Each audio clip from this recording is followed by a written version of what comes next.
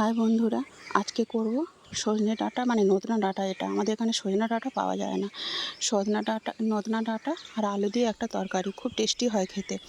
যাই হোক, ডাঁটা আর আলুগুলো আগে কেটে নিলাম। এখানে কিছু ছোট ছোট পেঁয়াজ ছাড়িয়ে নিয়েছি, টমেটো নিয়ে নিয়েছি ধুয়ে।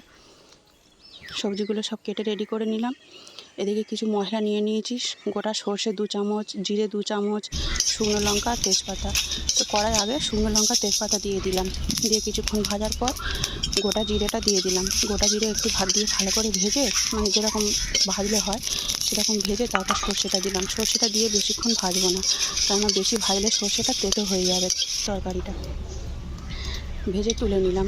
এবার ওই কড়ার মধ্যে একটু আদা, একটু রসুন আর কাঁচা পাকা লঙ্কা দিয়ে দিলাম। দিয়ে শুকনো খোলায় একটু ভেজে নিলাম, নিয়ে ভালো করে শিলে এবার বেটে নেব।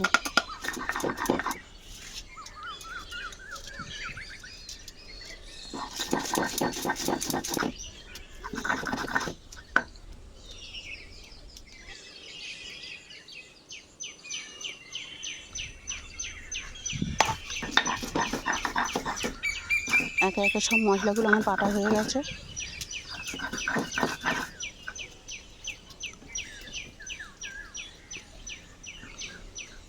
এবার কড়াই তেল দিয়ে দিলাম, দিয়ে ডাঁটাগুলো আগে ভালো করে ভেজে নেব।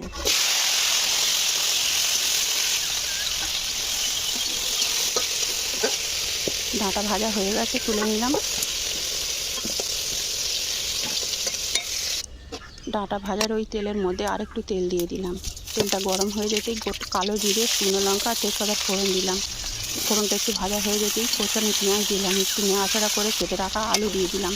আলুটা দিয়ে হালকা ভেজে নিয়ে আদা, রসুন আর কাঁচা লঙ্কার পেস্ট দিয়ে দিলাম। দিয়ে কিছুক্ষণ ভাজা ভাজা করে তারপর টমেটো দিয়ে দিলাম। টমেটো দেওয়ার পর একটু নাড়াচাড়া করে স্বাদ মতো নুন, স্বাদ পরিমাণ মতো হলুদ দিয়ে দিলাম।